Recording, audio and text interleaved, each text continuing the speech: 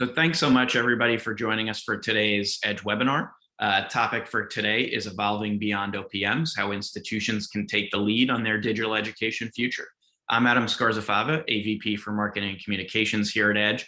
And before we get into the bulk of the content today and the real theme of why we're here, I just want to spend a few minutes highlighting who Edge is and kind of how we've gotten to this topic and the role that Edge plays for those who might not be as familiar with us. So Edge is a nonprofit, member-based research and education network and a technology partner and a consortium, really. We're a consortium that was formed by the New Jersey President's Council for Higher Education. So we really were formed of, by, and for that higher education community here in the state of New Jersey, and we've continued to grow to serve the surrounding region beyond the borders of our home state. We've also grown to serve a number of other different areas in the sort of nonprofit and public service space. So that includes K-12, government, libraries, healthcare, and other nonprofits now. But the core of what we do, the heritage of what we do, really is in higher ed. We have higher ed really in the core of our DNA. As we've continued to grow, the mission of Edge and the services that we provide have continued to grow as well. Initially, when we were founded, the President's Council got together, realized, essentially the internet wasn't going anywhere and they needed a consortium partner to serve them in that digital space. That initially meant building a network around the state of New Jersey. Many of the colleges and universities get internet connectivity through us, and that network has grown into Pennsylvania, into New York, and routes down into Virginia as well. So we're able to serve a much wider population there with that core network backbone of Edge, and that's EdgeNet. Edge Discovery kind of builds on EdgeNet to serve the research institutions and serve the research function within really any institutions with a technology-based research and discovery framework. Edge Market is a strategic informed consortium procurement vehicle. It's actually a procurement co-op that is available nationwide. We've had schools from as far away as Oregon and Washington and Florida, and a few schools from Virginia a bit more locally join Edge Market to make strategic procurements, and that participant list continues to grow. We do events, networking, and community building like what we're here to do today. And then thought leadership and solution development is really crucial. As a consortium, we try to fill in some of the gaps where our members just need a bit of a boost. And if that's in an area like cybersecurity, where getting cyber insurance and making sure you're fighting off ransomware can be very challenging and very expensive, we can help drive costs down on cybersecurity initiatives. Cloud strategy, general digital transformation support, and mission guidance, and then digital teaching and learning really is at the core of what so many higher education institutions are trying to do today. And we really want to help folks along that journey as well. And I think that's right in line with what we're talking about here today. So with that, I'll get out of the way and I'll invite Josh Gaul to jump in with the bulk of today's content. So Josh, the floor is yours. I think you're muted, Josh. There we go. Can everybody see that? Yes, looks good. All right. So just a reminder, today's presentation is Evolving Beyond OPMs, how institutions can take the lead on their digital education futures. My name is Joshua Gaul. I'll introduce myself in a second, but a quick look at the agenda. We'll go through, OPMs in general, their growth, their models, what I view as the problems and potential damage caused, and then talk about how Edge is, as a solution, can help in the ways that OPMs look like they can help, but can cause more issues than not. So there's me. My name is Joshua Gaul. I'm the AVP and Chief Digital Learning Officer here at Edge. My background is in instructional design, educational technology, and communications media. Before I joined Edge right smack in the middle of the pandemic in July 2020, I worked in SUNY for 15 years at SUNY Empire State College in instructional technology, instructional design, and educational technology and innovation and things like that. So I am currently a doctoral student. I'm about halfway through at Wilmington University within the educational doctorate for organizational leadership, learning, and innovation. And like I mentioned, I'm the Chief Digital Learning Officer, which my boss says, or our CEO says, is like the best title because it's such a cool, like, I haven't heard anybody else with that title. So let's get to the content. So first, I want to say, what is an OPM? And I'm not going to try to define this myself. So I just pulled one of the best places to find out is from Gartner. Gartner's definition of an OPM, and I don't usually read things directly off the screen, but I'm going to read this one. Online program management and OPM providers partner with colleges and universities globally to take new academic programs online. OPM providers offer a suite of services either as a package or on a fee-for-service basis. These services usually include market research, student recruitment and enrollment, course design and technology platforms, student retention, and placement of students in employment or training opportunities. OPMs you've seen, more often, the bigger ones, Wiley, Pearson, Online Education Services, and 2U, which now has collaborated with edX to become kind of a bigger one, are the ones that are most common out there. Many of your schools may have used one before, or have looked into it, or at least have colleagues at other institutions that do use them. Since the early 2000s, the growth of OPMs has gotten larger and larger. Obviously, in 2020, we saw the biggest jump. This chart is from Listed Tech.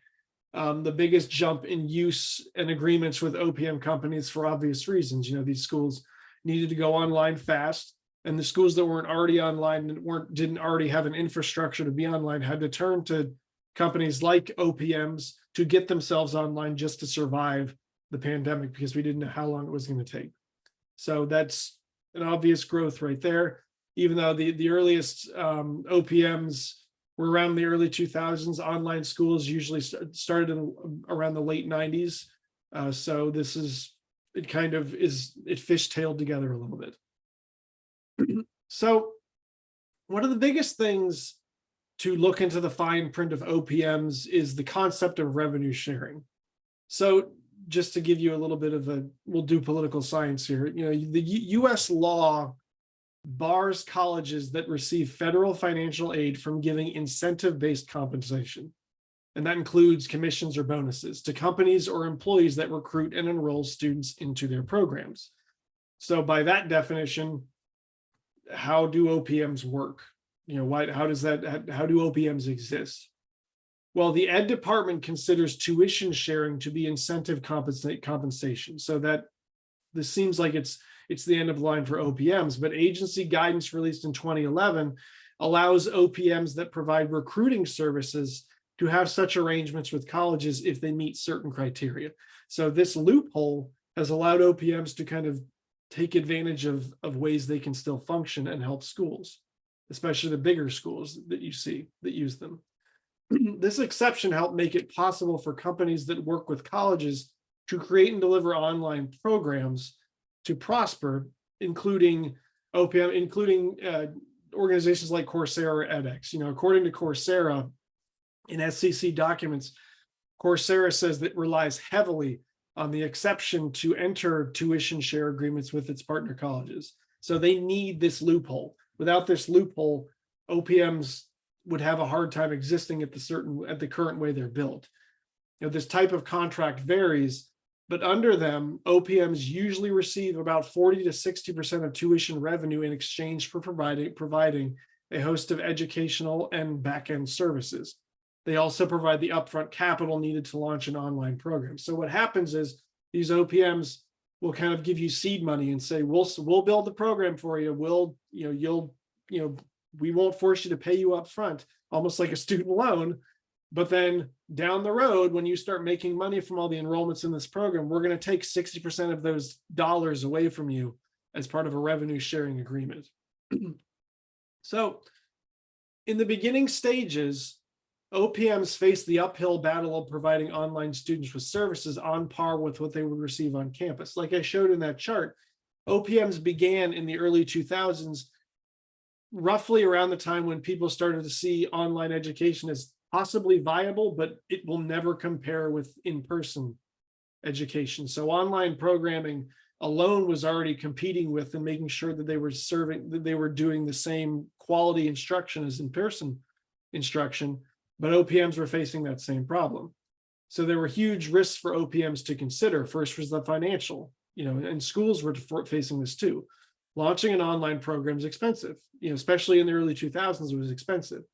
The instructional, the technology, and the marketing costs could easily total $20 million or more, especially if you're investing in the recruiting, the enrollment management, the LMS, the support for the LMS, and all of the faculty members and adjuncts that you'd need to teach this stuff. Educational. There was a legitimate concern about whether online educational experience would be on par with the traditional campus experience.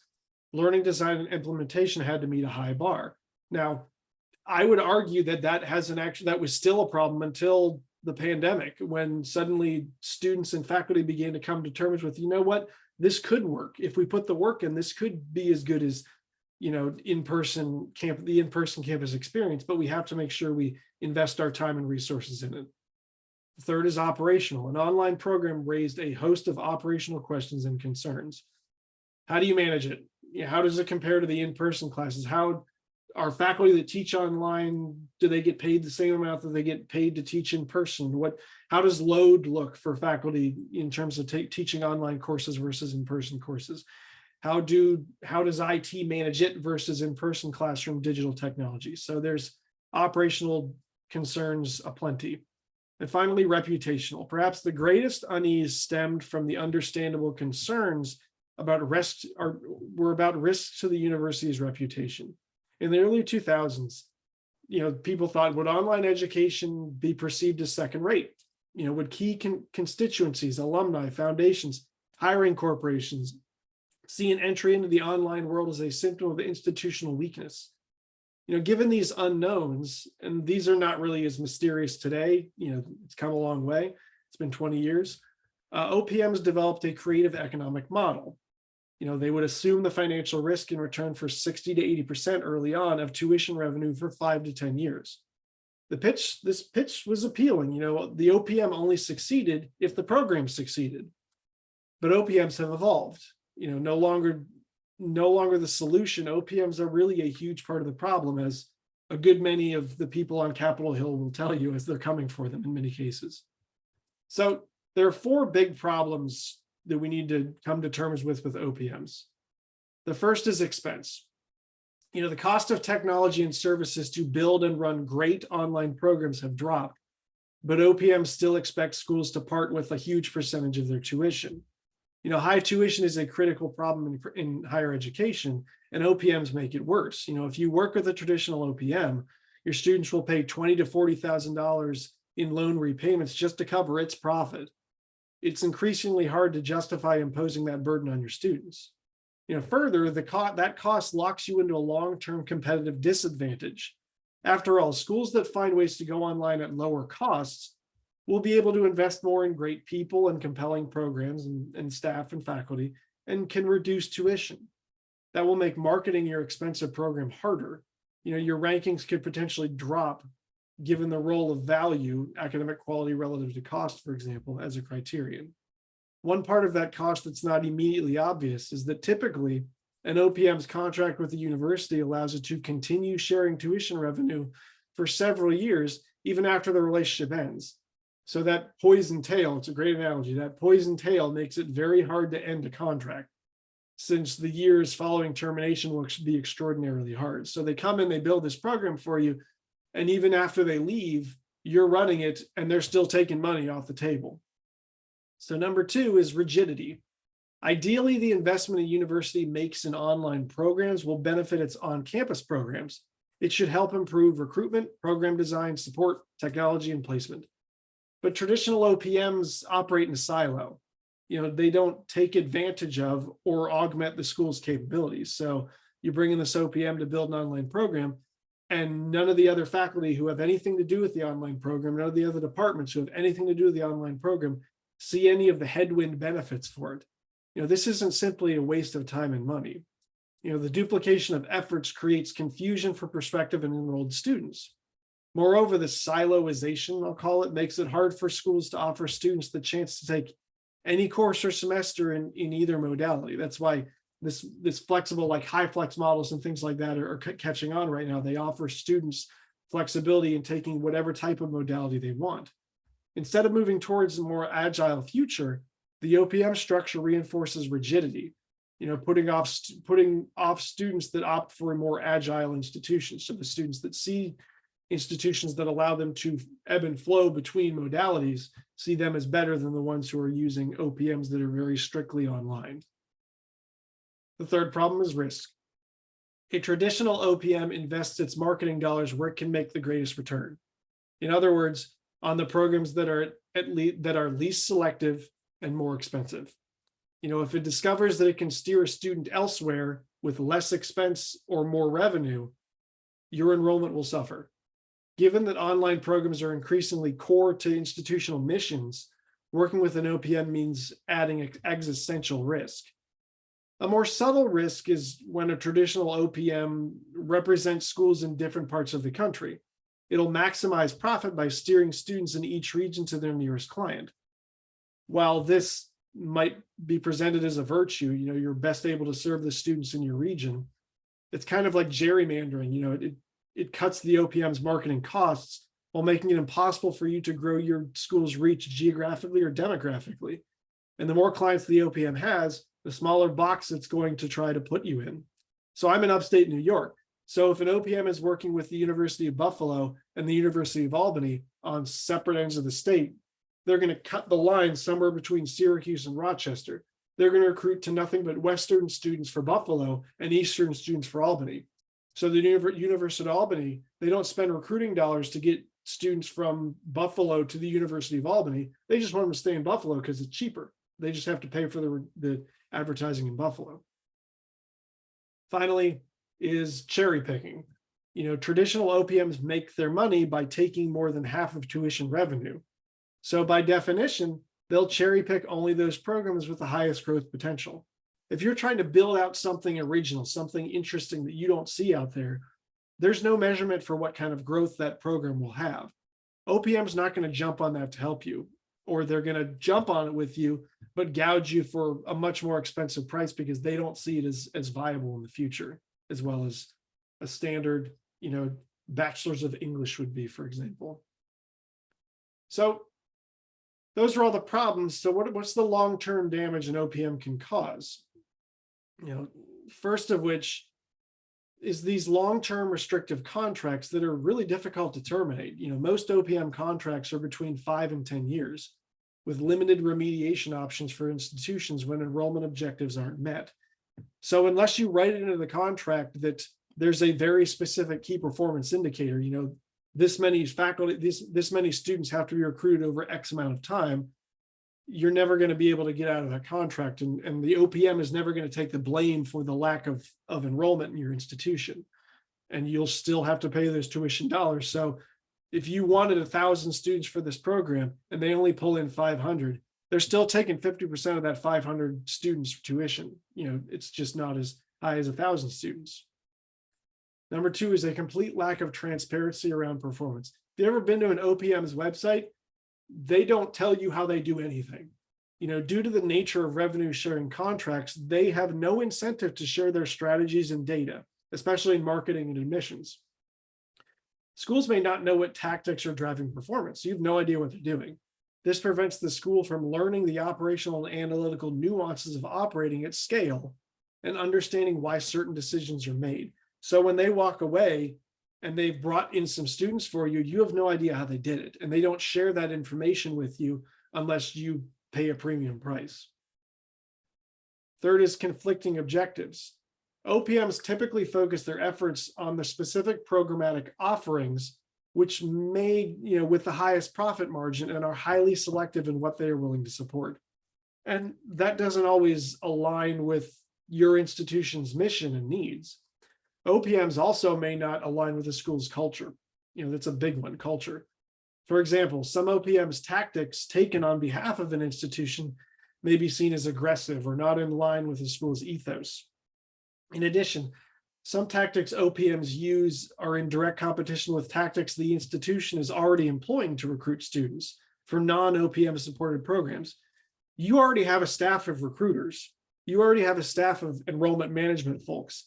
The OPM comes in with their own people and they're doing things their own way. So a student calls into the recruitment office and says, why was I being treated like this? Why you keep hounding me like this?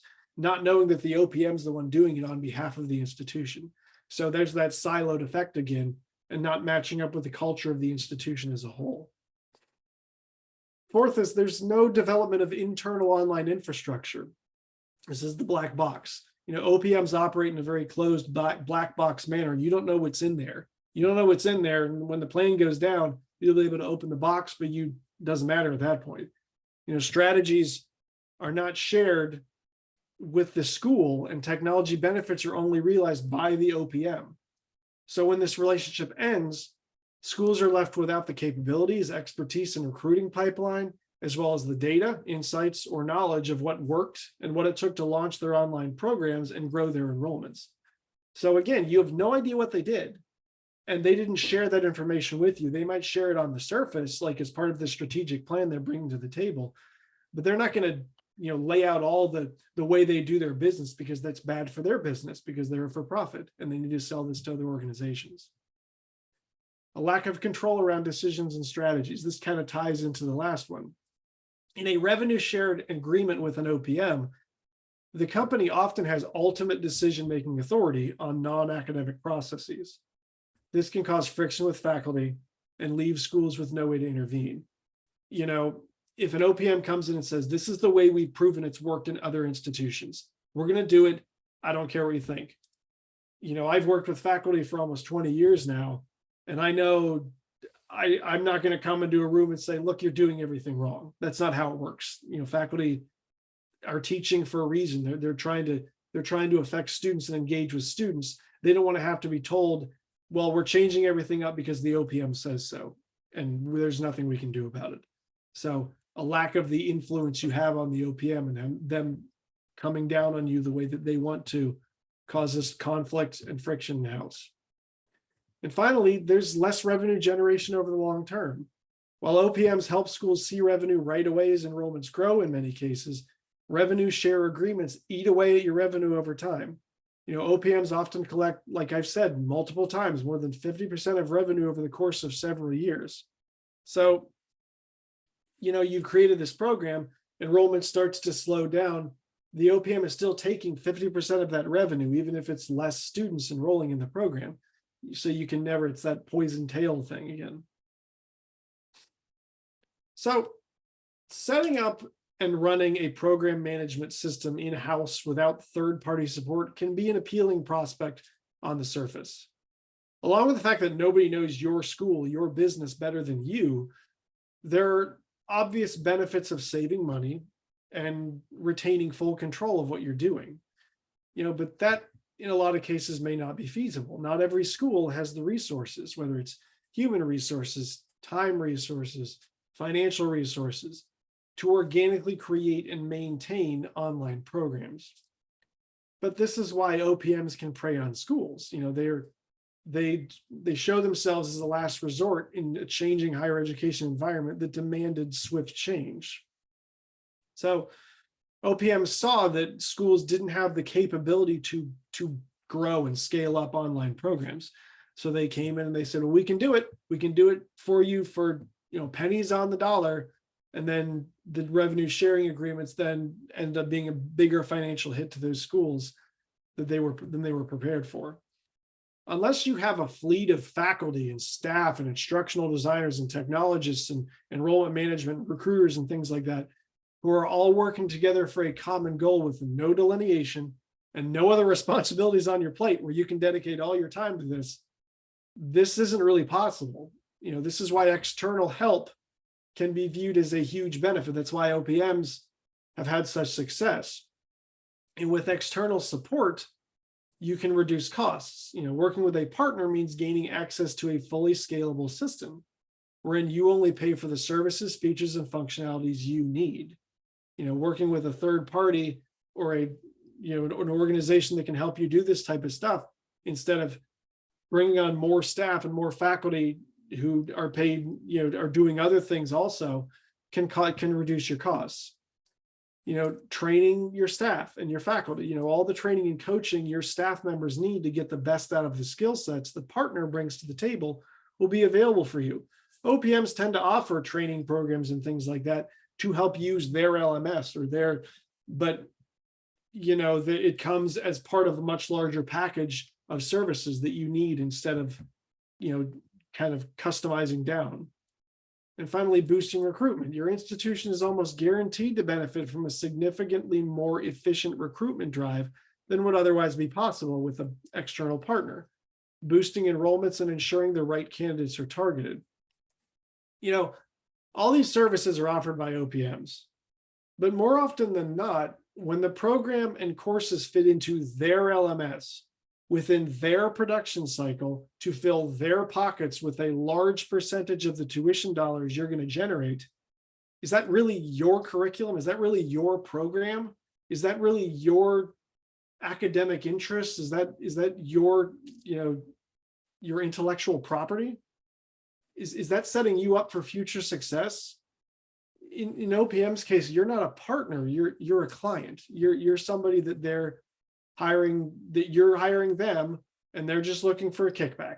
They're going to come in, they're going to do whatever process they put in place at other places, and everything's going to look vanilla and look the same, and they're just going to walk away with a huge chunk of your tuition. So I come to EdgeLearn, and I come to Edge as a whole, as a consortium member, not just EdgeLearn, but with EdgeLearn, our digital learning and technology, digital learning and teaching. We're talking about an organization, a consortium member, a nonprofit that has a staff of a huge number of instructional designers. Our team of expert instructional designers understand the methodologies, the rubrics, and the standards that go into creating high quality curriculum rooted in industry best practices and research. That includes, understanding copyright, understanding AE compliance. And more importantly, we're coming in with a more organic understanding of what instructional design is, having worked at many different institutions, having supported many different institutions with this, and we're fitting into your jigsaw puzzle. We're not coming in and forcing a method down your throat. We're coming in and learning what your method is and trying to help you grow that method and grow what you're building on your own. Faculty and student development, like I mentioned in the last slide, teaching and learning online is far different from the traditional classroom learning. We all know that. And we can prepare your staff and students for this challenge through engaging, student-centered experiences built to encourage online presence and active learning methodologies. Working in collaboration with your team, with your faculty, with your current employees, we can scale up and build out more detailed, more holistic training programs that can be self-paced, can be supplemental to whatever programs you have on your plate already, or that we're helping you build. Assessment and evaluation. We provide course and curriculum evaluation services to ensure the product that you deliver to students meets all the standards that quality technology enhanced education should, whether it's fully online, hybrid in person, or one of these many other new modalities like HighFlex, like competency-based education. It's risk management, it's quality assurance to make sure that if you abide by the quality matters rubric or the Oscar rubric or something like that, we can come in and help you understand what courses you have are meeting those, are fitting into that rubric, and which ones you see as having concerns. And we can give you the data that supports whatever projects you want to have in place to improve those online offerings. Finally, space design, and the online the traditional face-to-face classroom is dead. Every face-to-face classroom now has some sort of an online or digital component to it. We can provide assessments and project management services to help your institution build and support 21st century classroom spaces that not only meet the academic goals of your institution, but fit into the technology strategy of the institution overall. This isn't just coming in and saying, well, let's put a Zoom room in here. This is working with facilities, working with academic affairs, working with IT, working with enrollment management to figure out what is the best use of this classroom space and how does it fit into the larger infrastructure of the organization. So our methodology as we work with institutions, what do you need? What are the goals you wish to accomplish that we can help you with? I mean, as our business developers, as Adam has heard me say, as Michelle and Aaron have heard me say every time, my job, with Edge is not to come into meetings with you and say, you are doing everything wrong. The only way to fix this is for you to undo everything you're doing and let me push my method on you. That's not our goal. Our goal is to come in and figure out what your process is, fit into your process as best we can, fit into whatever method you have in place, whatever processes and procedures you already have in practice. And if you are curious, if we can offer some suggestions on improving efficiency, improving quality in places, we're happy to help you do that. But we're going to do it in collaboration with you as opposed to at your expense. Anything is on the table. We can customize for smaller niche projects, or we can support larger initiatives that take months and years to complete, or ongoing, serving as a member or members of your team. Our goal, the biggest goal at Edge as a whole, is for us to make long-term partners as part of this consortium. I'd love to work with every one of you every month, every year, year after year, in perpetuity. That's the word I'm looking for. But what we want to do is customize to meet your needs. If you have a smaller project, if you have one specific, if you say this program needs its courses evaluated because we've seen a drop in enrollment, we can do that and then walk away. If you say, you know what, I don't have enough instructional designers and we want to scale up, can you provide me with 2 people who will kind of function as full-time employees of us? We can do that. So we can do anything you need, any way we need to do it. Everything is open. We provide the documentation you need, whether it's tracking of hours of our staff members, whether it's raw materials using the product, whatever we produce, whether it's a learning object, a series of training modules, or anything else, is your property. You take ownership of it, you use it that moving forward, and we don't take $1 from you in tuition. We don't. Everything that we create in collaboration with you is yours to keep, yours to reuse, and yours to repurpose however you want to in the future. I know that there are some people on this call who I have worked with or do work with currently at other institutions. Whether it's, everything I've done that our team has done at Bergen is different than what we've done at Kane, is different than what we've done at Rowan University. It's different than what we've done for other schools. We all have different needs. We all have similar needs, but we can customize those needs based on your institution's culture, and your institution's different processes. So finally, and my final kind of sum up the slide thing, this was in the flyer I think that we have, and sorry if it's a little blurry here, but just a side by side, we're looking at Edge Digital Learning Services, EdgeLearn, versus the standard OPM model. EdgeLearn's a nonprofit. Edge is a nonprofit. Our goal is not to gouge you for prices. Our goal is to make sure that we provide the services you need at as low a cost as we can. Every dollar we make goes back into the company to be able to hire more people to provide more services, to be able to invest in more technology solutions that can help you at your institutions or anything like that. Meanwhile, an OPM's a for-profit motivation and is focused on profit sharing and is going to take all the dollars they can from that tuition revenue. EdgeLearn, you retain everything, all your academic revenue, everything we create is yours. While OPMs have those revenue share agreements that I harped on for 20 minutes before we got to this slide. Your institution retains the rights to all your intellectual property and content, but the OPM will bring in an LMS you have to use, will bring in all the tools that they use, and everything they create is their own intellectual property, hence the revenue sharing, so they can maintain that property overall. Anything you create, they own moving forward. we customize to meet the needs of individual institutions. Like I mentioned already, what we do at what we do at the institutions we help, it may be similar in some cases, but it's never the same. It's never exactly the same. Whether it's one school looking for us to evaluate 60 plus courses against the Quality Matters rubric and then give them a report on trends we see and things we see they can improve, or a school who just wants us to build a series of training modules to help their faculty or students get ready to teach and learn online. All that stuff, the reports, the modules, it's all yours. You own it, you create it, you worked with us to create it. It's all yours because we are collaborators in this and partners. You're not just our clients.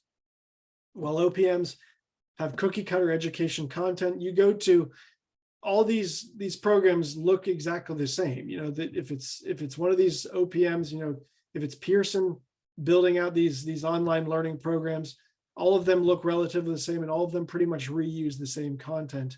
And they're all forcing their methods, their looks, their feels onto your institution's needs. We have a team of 20 plus instructional designers with diverse expertise. They're based all around the country. I've got one as far west as Washington State. I've got some in Pennsylvania. I've got some in New Jersey. I've got some in Indiana. I've got a couple down in Texas. They're all over the country. I've got a couple down south, all over the country, and all have varying levels of expertise. Some have expertise in, developing online learning objects with like Articulate 360 or Captivate or something like that. Some have more experience in assessment and instructional type work like that. I've got PhDs, but none of them have lower than a master's degree in instructional technology or an instructional design or a related field. They're all experts. They've all worked in the industry for years. None of them I'm not bringing out an 18-year-old out of high school who says, I can design a course. These are all people who have experience, have knowledge, and have expertise in what we need them to do. Meanwhile, OPMs are always going to be facing that regulatory risk. The federal rules, the funding, those things could change at any time. Edge doesn't have to worry about that. We're a nonprofit. We're here to serve you and to give you the support you need to do the things you need to do to reach your students. Finally, as the Chief Digital Learning Officer, I've been working in the field for years. I've met many of you. I just last week was down at one of our community colleges in New Jersey at Mercer Community College, giving a presentation. The week before, I was down at Caldwell University talking about HighFlex models and things like that. I try to stay active with all the institutions. I try to understand every institution that I work with, that we want to work with, and make sure that you're getting the customized solution that you need from somebody who understands what it's like to do digital transformation. As my boss will always say, before I came to Edge, I worked at SUNY for 15 years. If you want to talk about bureaucracy, SUNY for 15 years.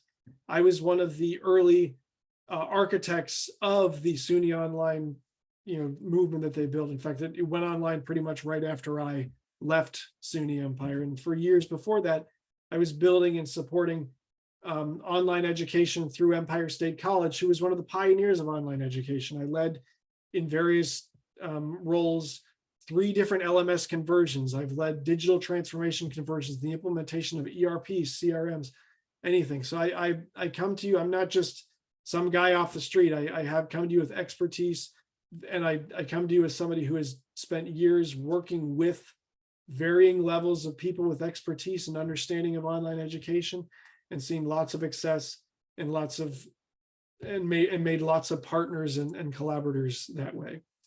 And like I've said multiple times, to OPMs, you're a client. You're not a collaborator. You're not a consortium member. You're a client. As an Edge consortium member, it's partner-based, it's collaborative. Our goal, the success we see is when you see success. And that doesn't mean financially. That just means the more people Edge can reach and support in making sure they're giving quality digital education, quality online learning, quality technology solutions in place, the more we can do. And if we don't have somebody on staff that can do it at the moment, we'll find somebody that can.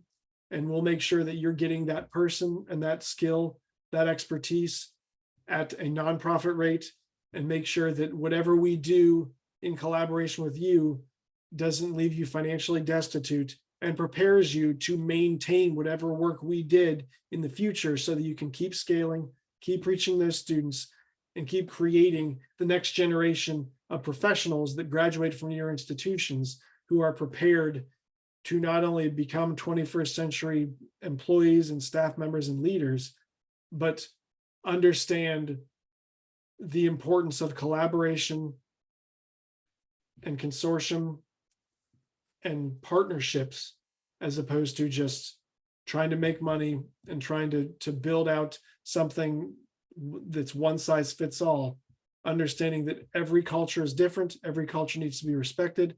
And the best way that we can do that is to work collaboratively with experts who are not going to keep taking money out of your pockets after the project is over.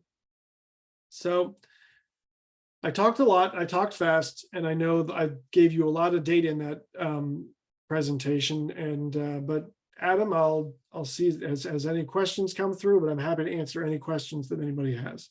Yeah, thanks, Josh. So, continue putting questions in the chat. If anybody has anything, please use the Q&A box, send it on over. One we have here, one of the challenges that we've had in launching online programs is convincing and recruiting faculty upfront to participate. What guidance do you have on engaging with faculty effectively to convince them to be part of these programs when you're running them internally? One of the most difficult things that I've always had, and I've tried to preach to people, is that and I've said this so many times, and I'm going to say it again because I love it. It's like my go-to phrase. We want faculty as educators. I want faculty to think outside the box, but in order to think outside the box, we have to establish what that box is.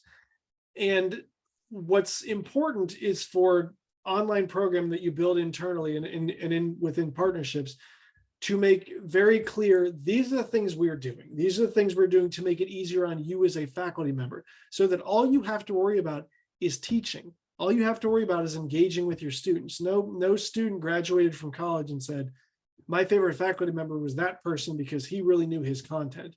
It's always, my favorite faculty member was that person because they did something different. They engaged with me a little bit different. So the benefit of online programs, if done correctly, is that yes, sometimes it's like, well, the syllabus is always in the same place. All these are modules or whatever. But if you put those, if you can keep the lights on, to satisfy those very basic technological and educational needs, then you as a faculty member, once you've learned the best ways to teach online, once you've learned and perfected the best ways to reach students and engage students in an online environment, you can focus on actually teaching and not focused on, oh no, this link doesn't work. Oh no, my students are confused as to where this tool is. Collaborating with instructional designers, educational technologists, and librarians, enrollment, and all those people that help build really high quality online education. It takes a lot off of your plate as a faculty member, especially if you're not the instructional designer. You can just be the subject matter expert and work collaboratively with people who that's their job. It's the analogy I always use is if a faculty member, if you're the owner of the house, then the instructional designer is the general contractor, the educational technologists, the librarians, they're the electricians, the plumbers, the tradespeople that you need to bring in earlier than you think to make sure that, you wouldn't build your house and then 2 weeks before you move in, say, okay, now wire everything. All the wiring's done really early on because they're part of that early process. It's understanding that it's a collaborative process and letting them know that they have support the entire way and that it's not just all falling on their shoulders. If this doesn't work out, it's more than just a one-person show. So another question here. What student services supports should institutions be considering as they launch online programs internally if they're doing it for the first time? Well, that's a good question. I mean, anything that you have on campus, student service wise, there needs to be some almost like an accessibility like perspective. There needs to be some version of that online.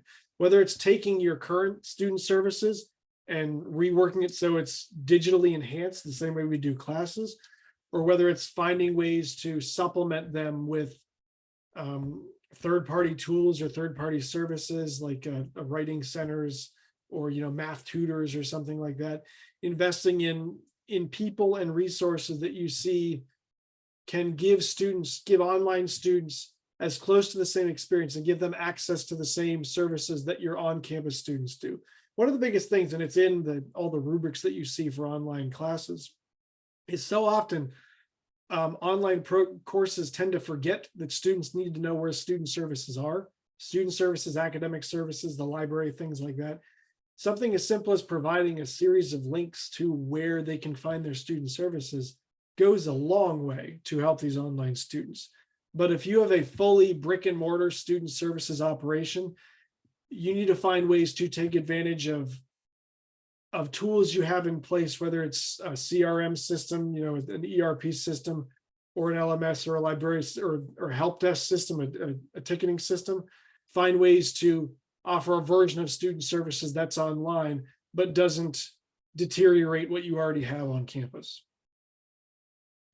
And then one more here. One of the attractive pieces of an OPM services is in the research that they bring to the table, helping to identify effective programs or attractive programs. How can an institution determine what of their core competencies or what sorts of programs they should build to be attractive to the market?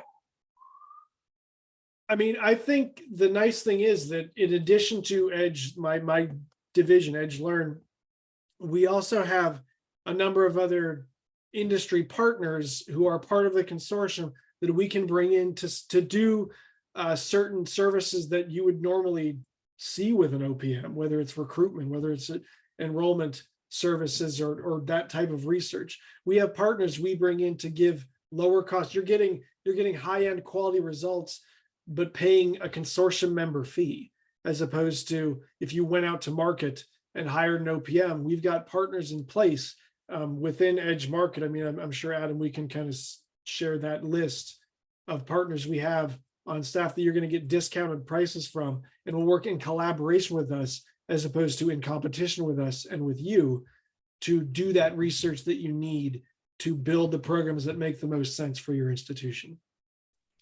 And I mean, I think the other cool thing about the way that procurement side of Edge works is that it works really collaboratively with our members. We've identified services, like say a remote help desk that members have needed, and there have been a group of members that came to us with the same need. We helped to initially shape the procurement. They worked with us to make sure it would fulfill their needs and the needs of the wider community. And then we were able to kind of scope that and bring it to market. And, they're using something like that. So yep.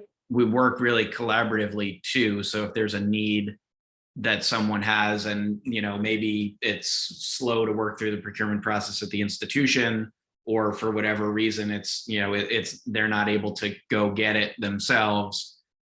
Edge is here to kind of help work through that process from the procurement side too, and kind of serves as an extension of teams on that side. So I think that's where the heart of the consortium stuff really comes out, is that we're working with the community. So yeah, every service Edge offers is a service that was identified by the members or by the industry.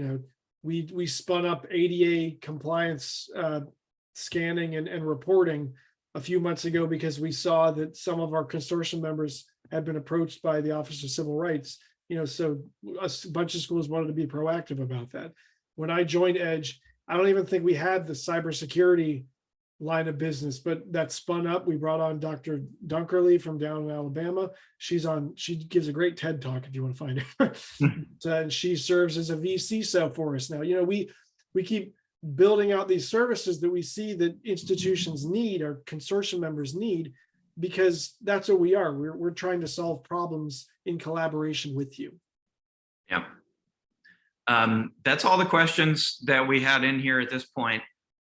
We're here for a couple more minutes. If anybody has any additional questions, please, feel free to drop them in the Q&A. But if not, thank you so much for joining us here for today's session. Hopefully you found it informative, insightful. If you do have any questions, don't hesitate to reach out. Everybody already has my email address. You can reach out to me at any time, of course. The other thing is Josh and our team are here to support you. So if you want to have, if you don't want to maybe ask a question here on the session, but you want to have a meeting and talk to Josh one-on-one, he's always happy to do that. Even just from sort of a very basic perspective, bouncing some ideas off of it and just having a good conversation. So Josh's email is there in the chat now if you want to grab that. I'll share it in the follow-up email as well. Josh will be copied there when we send the link and the recording and all that kind of thing. So that'll all be there for you and be ready to go. So thanks so much for joining us and spending the time today. We know it's valuable and we really appreciate you spending it here with us. Thank you very much. Thanks, everybody.